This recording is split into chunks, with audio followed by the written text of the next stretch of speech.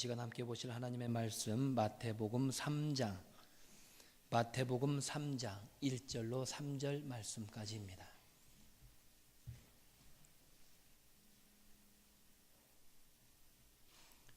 마태복음 3장 1절로 3절 말씀 우리 함께 한 목소리로 크게 읽겠습니다. 시작.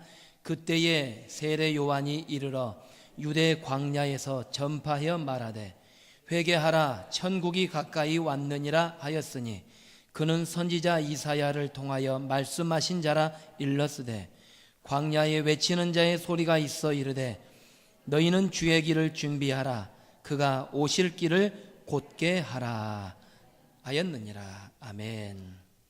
할렐루야. 오늘 함께 읽으신 본문의 말씀을 가지고 내 마음에 오시는 주님, 내 마음에 오시는 주님, 이런 제목으로 함께 은혜를 나누고자 합니다. 우리 먼저 말씀 듣기 전에 우리 옆에 있는 분들, 앞뒤에 좌우에 있는 분들에게 축복합니다, 사랑합니다 한번 인사하겠습니다. 축복합니다, 사랑합니다. 옆 사람만이 아니라 뒷 사람까지도, 앞 사람까지도 축복합니다, 사랑합니다. 좋은 길은 계속해서 만들어져야 합니다. 특별히 우리나라에서는 이렇게 차를 몰고 다니다 보면은 너무너무 길이 잘 뚫려 있어요.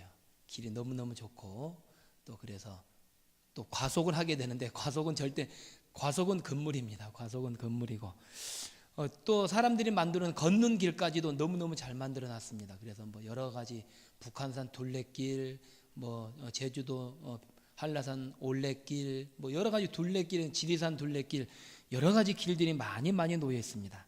그런데 생명의 길이 있는가 하면 죽음의 길이 있습니다. 또 넓은 대로가 있는가 하면 작은 소로, 작은 길이 있습니다. 또 이제 새롭게 만든 길을 신장로라 하죠. 신장로 길도 있고 또 아주 옛날 어른들이 다녔던, 조상들이 다녔던 옛길도 있습니다. 길에 따라서, 내가 걷는 그 길에 따라서 미래가 결정되기도 하고 성공과 실패가 결정됩니다.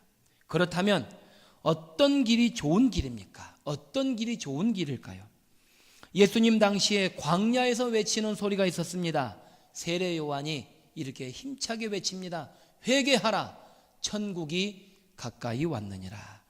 회개하라 천국이 가까이 왔느니라 라고 세례 요한이 외치는 소리가 있었습니다. 이는 한마디로 주님의 길을 예비하라, 주님의 길을 예비하라는 말씀입니다. 예수님께서 내 마음에 오시고자 하는데 내 마음이 주님 오시기에 합당한 길로, 합당한 마음의 길로 준비하라는 그런 말씀입니다. 우리 다시 한번 좌우에 있는 분들에게 인사하실 때에 주님을 마음에 모십시다 한번 인사하겠습니다.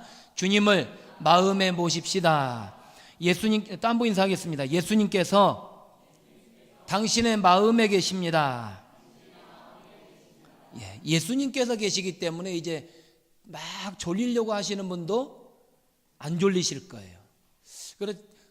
저는 이상하게 강대상에 말씀을 우리 성도님들이 어떻게 안 졸고 안 졸리게 하고 말씀을 듣고 말씀을 순종하게 할 것인가? 어떻게 보면 설교자로서의 고민입니다. 먼저는 들어야 되잖아요. 안 들리는데, 안 듣는데 어떻게 뭘 말하겠습니까? 그래서 여러 가지로 잠을 쫓는 방법을 연구하고 어느 날 제 아들이 100m 달리기를 하는데 제가 뭘 알아요? 저도 잘 달리지를 못하는데 그래서 인터넷에서 물어봤어요. 어떻게 하면 100m를 잘 달리는가 검색을 해보았더니 방법이 있어요. 그 경험자들이 해주는 방법을 적어놨더라고요. 어떻게 하면 100m를 달리는가. 제가 기억나는 대로 말씀을 드리면은 작은 돌멩이를 손바닥에다 쥐고요. 작은 돌멩이를 손바닥에다 탁 쥐고서 막 달리래요. 그러면 더 빨리 달릴 수 있대요. 그 경험자들에 의해서 하는 말입니다. 또 한 가지 아주 우스운 것은 자기가 좋아하는 거. 저 개인적으로는 오이가 싫다 안 좋다 그게 아니라 잘 안 먹는 건데 오이를 생각하면 힘이 빠져요. 그런데 고기를 생각하면은 힘이 난단 말이에요. 그래서 자기가 좋아하는 음식을 가지고 생각하면서 달리라는 거예요. 막 저절로 할렐루야가 나올 뻔했는데, 예, 고기를 생각하면서 고고고고고고고 하면 제가 고기 하면서 달려봤는데 이거 발음하기가 어렵더라고요. 그런데 그냥 고고고고고고고 하면은 막 달려가면은 더 빨리 달릴 것 같아요. 그래서 그런지 몰라도 제 둘째 아들이 고요셉인데 아주 고고를 잘하고 있습니다. 그냥 광양에서 그 100m 달리기 선수이거든요. 3학년인데 3학년은 100m가 아니라 80m 달리기래요. 그걸 선수로 나가고 있어요. 그래서 이번엔 1등, 2등 하면은 제주도까지 가게 됐대요. 그래서 꼭 제주도 가라. 내 돈 들이고 제가 돈 줘서 보내지를 못하니까 학교에서 가는 단체로 가는 거니까 꼭 제주도 가라고 제가 신신당부하고 있습니다. 열심히 연습하라고 하고 있는데, 여러분, 설교를 전하는 자나 듣는 자가 마찬가지로 어떻게 하면은 졸리지 않고 설교 말씀을 잘 들을 것인가. 오늘 아까 말씀드렸던 것처럼 예수님이 내 안에 와 계신다 라고 생각을 하면 어떻게 졸리겠어요. 예수님께서 사랑하는 아들아 일어나라. 예. 사랑하는 딸아 일어나라. 예. 눈이 번쩍 떠질 거 아닙니까? 그런데 그 반대로 사단 마귀가 내 사랑하는 아들아, 그렇지, 더 깊이 잠자라. 아이고 잘 잔다. 자장. 마귀가 들어와 있으면 자장 잘 잘 것이고 예수님이 와 계시면 벌떡 일어날 거란 그런 생각이 듭니다. 또 한편을 생각할 때는 제가 오늘 11시 예배 때는 중간에 앉아서 빈자리에 앉아서 예배를 드렸었는데 저 뒤에 계신 분들이 다 앞쪽으로 와가지고 앞에서 한 5째 줄 이렇게 5줄만 딱 앉는 거예요. 이렇게. 그래서 같이 이렇게 앉아가지고 좋은 사람이 있으면 옆에 쿡쿡 찔러주는 거. 지금은 찔러줄 사람이 없어요. 너무 동떨어져 있어서. 누구든지 간에 졸리면은 찔러줘가지고 일어날 수 있도록 밖에서 준비해 놓은 거, 예전에 말씀드린 것처럼 노란 고무줄, 또 압정 이런 걸 준비를 해둘 테니까 여러분 졸지 마시고 주님이 내 안에 계시기 때문에 다시 한번 또 말씀을 듣고 승리할 수 있기를 간절히 원합니다. 세례 요한은 회개의 세례를 전파했습니다. 회개는 잘못된 것을 고치는 것입니다. 잘못된 것을 고쳐서 마음의 길을 평탄하게 만들고 주님을 내 안에 모셔드리는 것입니다. 주님의 길을 가로막고 있는 것들, 이것이 있다면 이걸 제거해 버려야 되는 거예요. 이걸 뽑아내 버려야 됩니다. 잘못된 것을 끊어버리고 부정해야 합니다.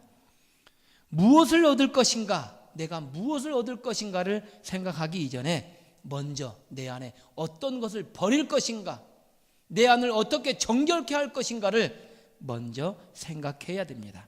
그렇다면 예수님을 모시기에 합당한 마음은 어떻게 해야 됩니까? 먼저는 마음의 골짜기를 메워야 합니다. 마음의 골짜기를 메워야 합니다. 한번 따라하겠습니다. 마음의 골짜기를 메워야 합니다. 이렇게 따라 하실 때도 크게 해야지만 잠이 물러나는 건 사실이에요. 왜냐하면 저도 경험상 해봤거든요. 크게 소리를 내야 돼요. 그렇지 않다면 우리 여러분들 껌을 준비해가 껌을 씹으면서 설교를 들으라 그럴 판인데, 여하튼 다시 한번 마음의 골짜기를 메워야 합니다. 구약 성경 잠언 5장 21절 말씀에 보면은 대저 사람의 길은 여호와의 눈앞에 있나니 그가 그 사람의 모든 길을 평탄하게 하시느니라. 할렐루야. 여러분, 혹시 내 마음에 낮은 곳이 있습니까? 혹시 패인 곳이 있습니까? 여기서 말씀드린 패인 곳이라는 곳은 상처를 말하는 거예요. 아픔을 말하는 것입니다. 낮은 곳, 상처가 있다면 그것을 메워서 평탄하게 만들어야 합니다. 하나님께 가는 축복의 길을 만들려면 우선 심령의 골짜기를 메워야 합니다. 깊이 패워져 있는 그 골짜기를 메워야 합니다. 사람마다 남이 알지 못하는 부정적인 골이 있습니다. 냄새가 나는 골짜기가 있습니다.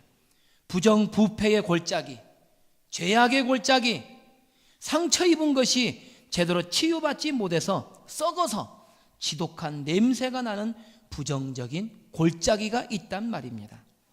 이런 부정적인 골짜기가 깊이 있는 사람은 마음에 평화도 없고 축복도 없습니다.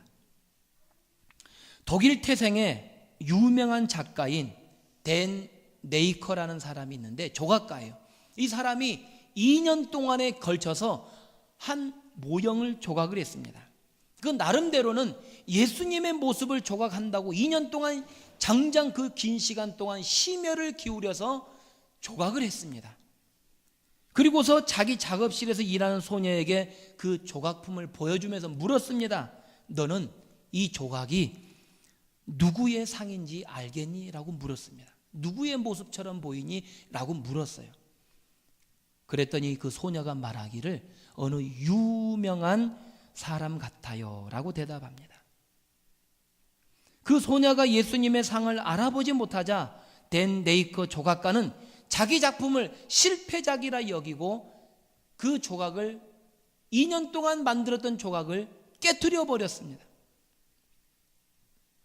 그리고 다시 장장 6년이란 세월 동안 6년이란 기간 동안에 기도하는 심정으로 새로운 작품을 만들었습니다.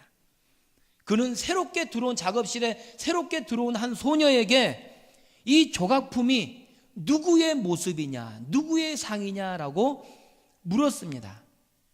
그 소녀는 한참 동안에 말이 없다가 그 조각상 앞에서 그 소녀의 눈에서 눈물이 주르르 흐릅니다. 그리고 소녀가 말하기를 두 손을 모으더니 주님, 제가 여기 왔어요 라고 고백을 하는 거예요.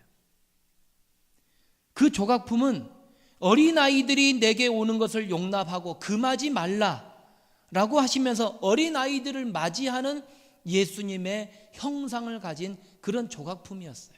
그랬더니 그 조각품을 본 그 소녀가 주님, 제가 여기 왔어요 라고 하는 마음으로 눈물을 흘렸단 말입니다. 댄 네이커가 기도하며 준비할 때 바로 주님의 이 모습이 떠올랐던 것입니다. 2년 동안 걸쳐서 만들었던 첫 번째 작품은 실패작이었습니다. 그런데 기도하며 하나님 앞에 정성으로 기도하면서 조각했던 그 6년간 기간 동안의 그 조각품 가운데는 하나님께서 비로소 성공적인 조각품을 이루게 만들어 주셨습니다. 그렇습니다, 여러분.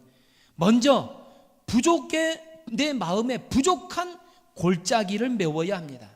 내 마음에 기도가 부족하다면 기도를 메워야 돼요. 기도가 부족한 걸 알면서도 알기만 알면 뭐합니까? 아는 건 다 알아요. 다 알아요. 그런데 순종하지 못하고 실천하지 못한다는 거.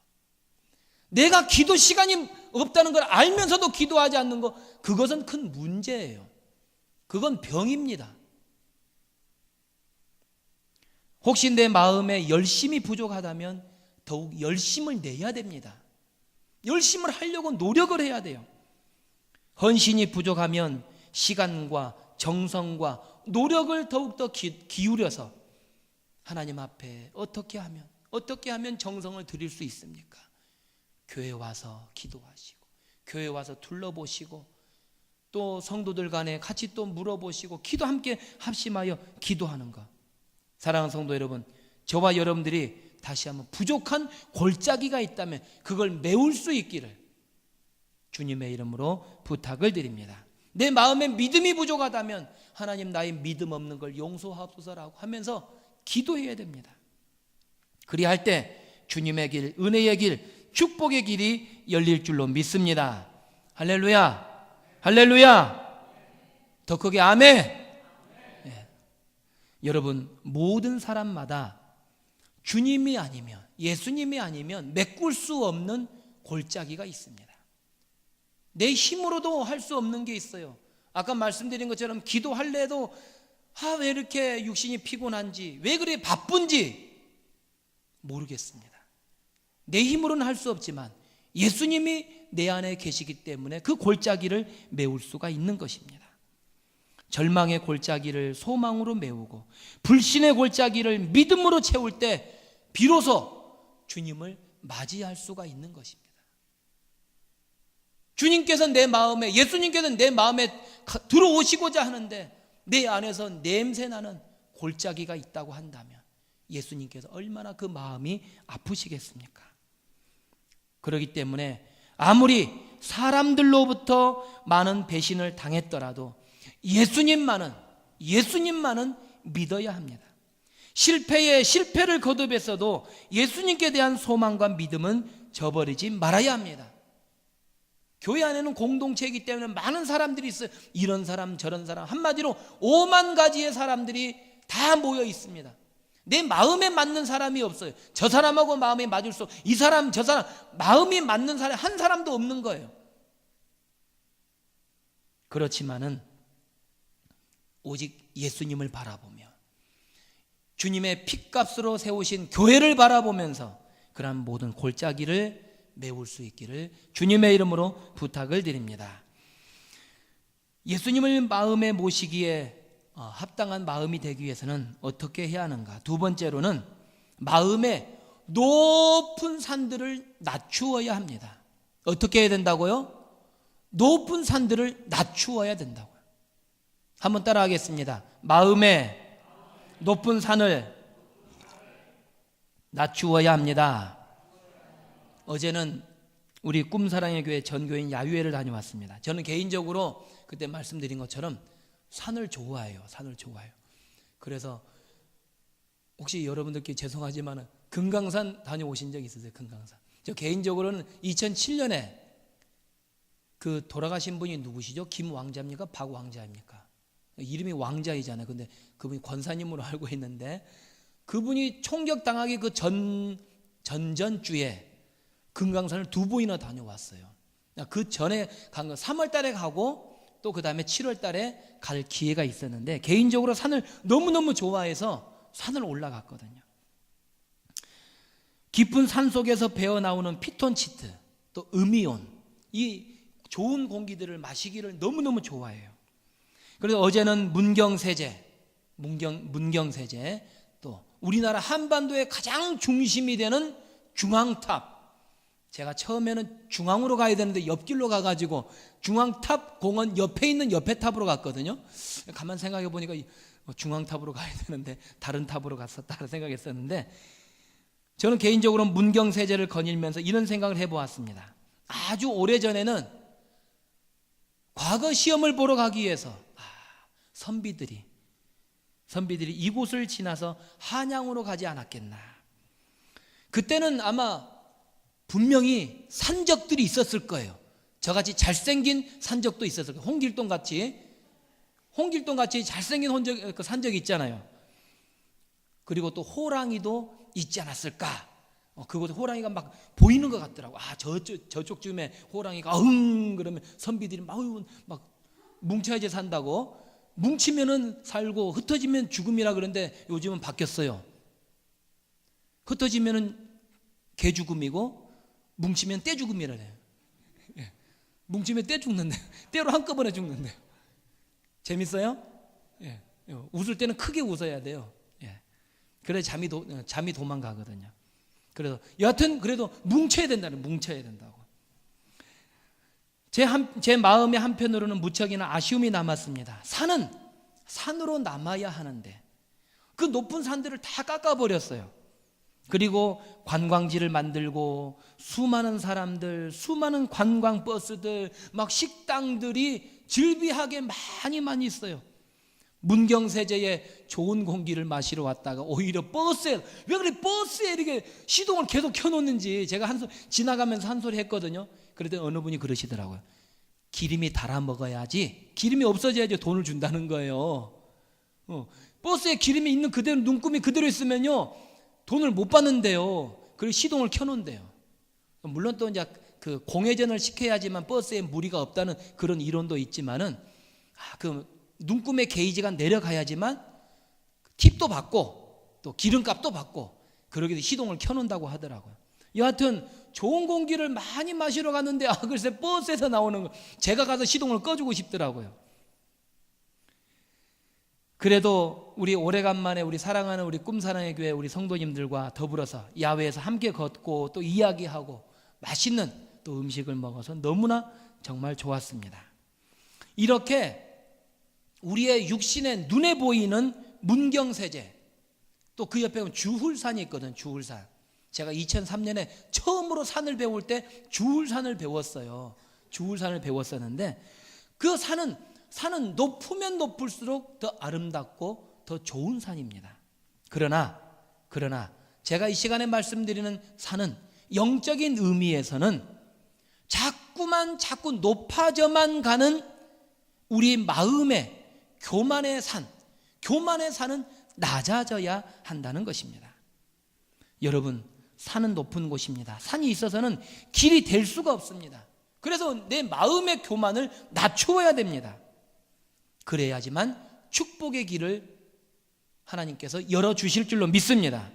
베드로전서 5장 5절 말씀에 보면은 하나님이 교만한 자를 대적하시되 겸손한 자들에게는 은혜를 주시느니라. 할렐루야, 할렐루야. 우리 저 뒤에 3명도 할렐루야. 예. 교만한 자를 대적하시고 겸손한 자에게 은혜를 주신다 할 때 할렐루야 그럼 아멘으로 받아 먹어야죠. 아멘. 스스로 독선과 교만에 빠지면 잘못을 잘못으로 보지 못합니다. 오히려 불의를 기뻐하고 만족해버리고 맙니다. 신약시대 때 제사장과 서기관, 바리새인들은 모두 메시아를 기다렸습니다.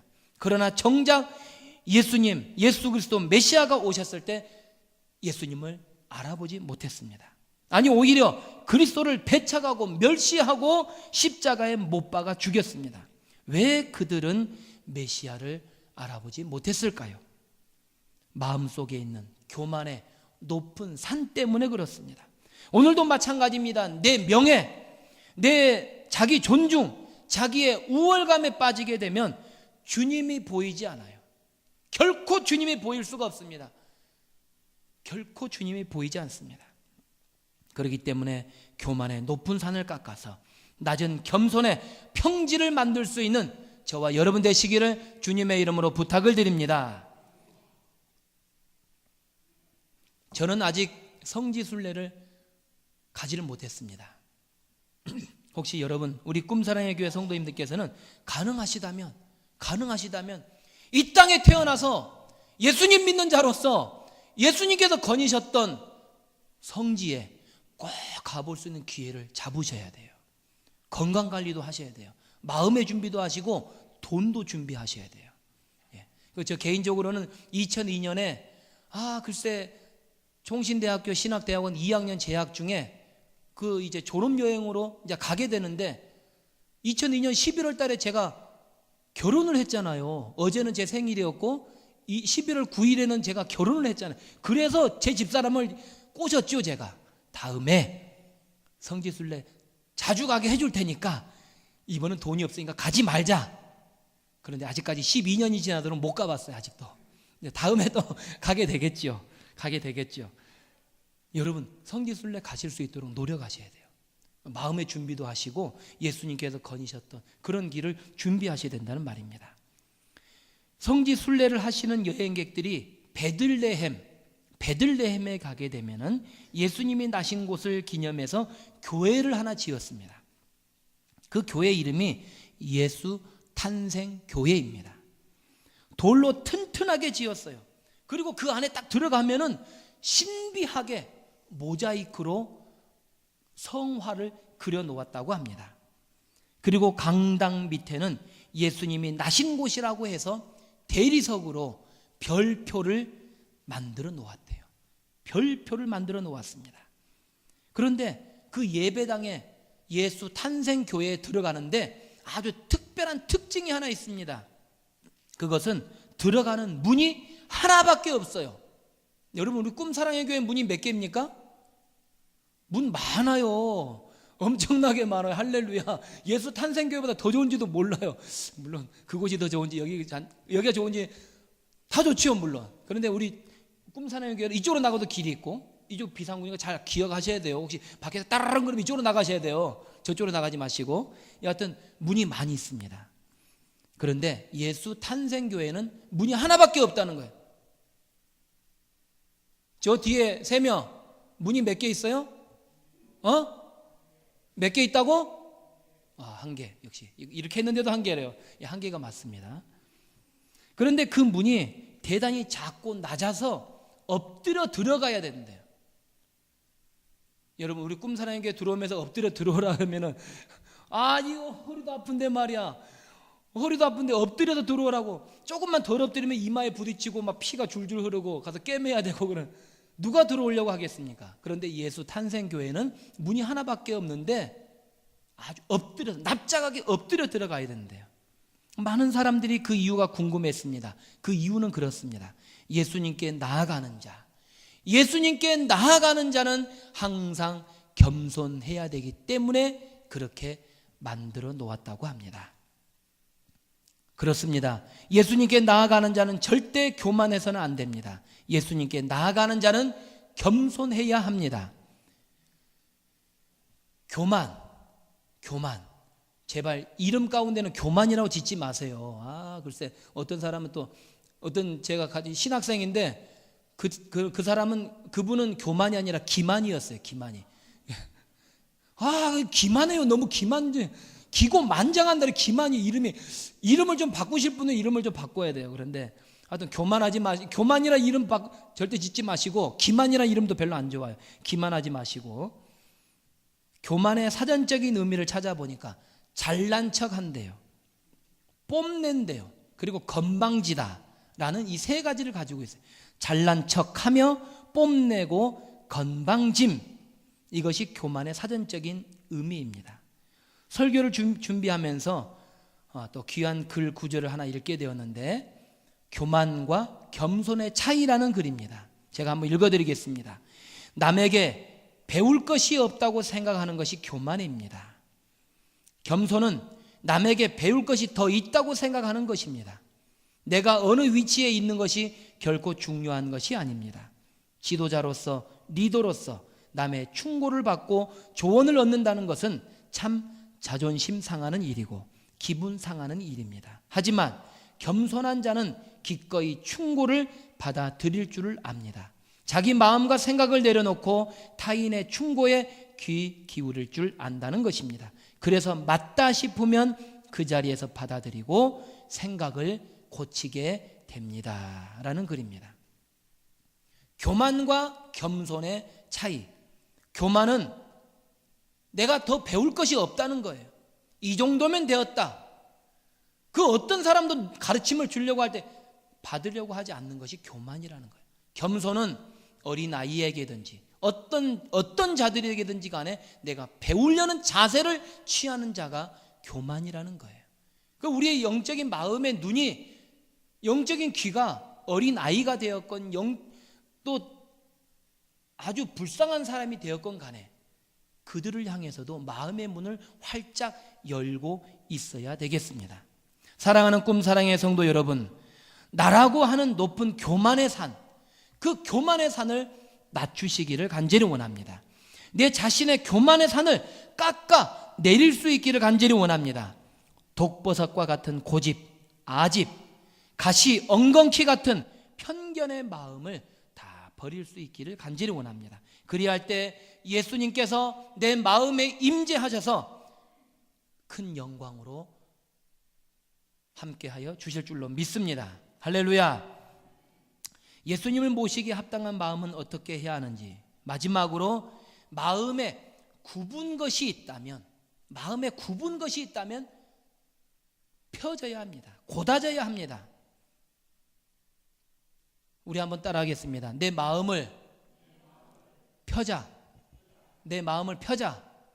그러니까 또 펴자 하니까 또 웃으시는 분이 계시는데, 내 마음을 구기자가 아니라 펴야 돼요. 그래서 피자를 많이 드셔야 돼요. 그래서 오늘 예배 끝나고 집에 가서 저녁에는 우리 사랑하는 자녀분들과 피자를 많이 드세요. 내 마음에 굽은 것이 있다면 이걸 꼭 반듯하게 펴야 된다는 말이에요. 할렐루야. 은폐가 제일 좋아하네. 엄마 오늘 피자 사줄까? 지금 물어보는 거잖아. 목사님 말씀에 아멘 했으니까 사달라고 하는 것 같은데, 저를 불러주시면 같이 먹을 수 있는데, 마음에 굽은 것이 있다면 펴져야 합니다. 길을 잘 닦으려면 굽은 곳은 될 수 있는 대로 곧게 해야지만 좋은 길이 됩니다. 마음이 굽은 사람들은 생각하는 것이 삐뚤어지고, 생각이 삐뚤어지면 나도 모르게 남들에게 삐뚤하게 대하는 거고 남들에게 삐뚤하게 상처를 주는 것입니다. 하나님이 주시는 축복의 길을 닦으려면 내 마음의 굽은 길을 올바로 곧게 해야 합니다. 여러분 혹시 출생상처라는 말을 들어보셨습니까? 이 말의 의미는 이렇습니다. 인간은 누구나 어머니의 뱃속에서 나올 때 상처를 받는다고 합니다. 그래서 출생의 눈물을 흘리게 됩니다. 이 땅에 태어나면서 울지 않는 아이는 아무도 없습니다. 혹시나 울지 않으면 심각한 일이 벌어지게 됩니다. 여러분도 아시다시피 그 아이는 울지 않으면 말을 못하게 돼요. 예전에는 이런 자를 가리켜서 벙어리라고 불렀는데 요즘 그렇게 부르면 큰일 납니다. 언어장애자예요. 언어장애자. 여러분, 상처가 아물기 전에 또 상처가 나는 경우가 참 많이 있습니다. 또한 상처가 있는 사람이 다른 사람들을 대할 때 상처 나게 하는 말을 많이 한다고 합니다. 그래서 남에게 상처를 주는 사람은 자기 자신 스스로 상처가 있구나, 내가 아직 치유받지 못한 상처가 있다는 증거입니다. 과연 나의 모습은 어떻습니까? 남들에게 위로와 격려를 전하는 사람입니까? 아니면 내가 상처를 받았으니까 아무렇지도 않게 당연하다는 듯이 그대로 상처를 전달하고 있지는 않습니까? 우리 사랑하는 꿈 사랑의 교회 모든 성도 여러분들께서는 먼저 내 마음의 상처를 주님의 위로하심으로, 주님의 격려하심으로, 따스한 위로로 치유함 받으시기를 간절히 원합니다. 또한 주위의 이웃 사람들에게 위로와 격려, 축복을 전달하시는 통로자로 쓰임받기를 주님의 이름으로 부탁을 드립니다. 한 어린 소녀가 교회 청소를 하고 있었습니다. 이 소녀는 매주 주말이 되면은 교회 청소를 하는 신실한 소녀였습니다. 어느 날 소녀는 자기 자신의 마음을 생각하며 이렇게 기도를 드립니다. 예수님, 내가 교회를 깨끗하게 하는 것처럼 온전히 내 마음을 깨끗하게 해주세요. 내 마음을 깨끗하게 해주세요. 내 마음에 있는 거미줄을 거두어 주세요 라고 하면서 청소를 하고 있었어요. 그때의 마음속에 이런 깨달음을 주십니다. 사랑하는 딸아, 매일매일 거미줄을 치운들 무슨 소용이 있느냐? 거미줄을 치는 거미를 잡아 죽이는 것이 좋지 않겠느냐? 그때는 거미줄을 치울 필요가 없다라고 하는 그런 깨달음을 주는 거예요. 소녀는 그때부터 마음속에 있는 거미를 죽이려고 노력을 했습니다. 제가 이 예화를 준비하면서 또 한편으로 아주 옛날에 들었던 예화가 한 가지 있는데 그 말씀을 한번 드리도록 하겠습니다. 그런데 작성은 못했어요. 새벽 예배 때만 되면은 어느 집사님께서 예배가 마치고 나서 강대상에 와서 주님 용서해 주세요. 내 마음에 거미줄이 너무 많아요. 내 마음에 거미줄이 너무 많아요. 남들에게 불평하고 비판하고 거짓말하고 혈기 부리고 내 마음에 거미줄이 너무 많아요. 그러면서 계속 기도하는 거예요. 그런데 하루 이틀이 아니라 한 달, 두 달이 아니라 1년 동안에 계속해서 하나님 내 마음의 거미줄을 거두어 주세요. 거두어 주세요. 거두어 주세요. 그러는 거예요. 그런데 그게 다 좋은 게 아니거든요. 그 기도 소리를 듣던 목사님이 강대상에서 매일마다 거미줄을 치워달라 그러잖아요. 그런데 목사님이 화가 나가지고 가서 집사님을 등을 탁 치면서 하나님, 우리 집사님의 마음속에 있는 거미를 죽여주세요 그러는 거예요. 그 거미를 죽이면 거미줄이 없을 거 아니에요. 아직도 그 거미가 살아있으니까. 거미가 살아있단 말이에요. 거미가 살아있어요. 그 거미를 콱 죽여주세요 그러는 거예요. 그 목사님도 보실 때 너무 답답했었나 봐요. 거미줄을 치우는 것이 중요한 게 아니라 거미를 죽이는 것이 중요합니다. 저와 여러분들의 마음 가운데 혹시 살아있는 거미가 있다면, 나도 알지 못하는 가운데 있는 상처가 있다면, 나도 알지 못하는 가운데 자라는 가시 엉겅퀴가 있다면 하나님 그것을 빼내주세요. 불쌍히 여겨주세요. 하나님 앞에 통에 잡아가며 기도할 수 있는 저와 여러분 되시기를 간절히 원합니다. 사랑하는 성도 여러분, 이제 말씀을 마칩니다. 주님께서 저와 여러분의 마음속 가운데 항상 언제나 찾아오시기를 원하십니다. 그래서 계시록 3장 20절 말씀처럼 볼지어다 내가 문 밖에 서서 두드리노니 누구든지 내 음성을 듣고 문을 열면 내가 그에게로 들어가 그와 더불어 먹고 그는 나와 더불어 먹으리라. 할렐루야. 오늘 이 시간 말씀을 들으신 것처럼 주님의 길을, 예수님의 길을 잘 준비하시기를 간절히 원합니다. 또한 깊이 패여진 내 마음의 상처의 골짜기를 주님의 말씀으로, 주님의 사랑으로 메울 수 있기를 간절히 원합니다. 내 마음에 높은 교만의 산이 있다면 그 산을 낮추시고 굽은 것이 있다면 그 굽은 것을 올바로 잡아서 시온의 대로로 만들 수 있기를 간절히 원합니다. 그리하여서 평강과 은혜의 주님께서 우리의 심령에 영원토록 함께 하시기를 주님의 이름으로 축원합니다. 기도하겠습니다. 하나님 감사합니다. 하나님, 내 마음에 오시는 주님, 내 마음에 오실 때에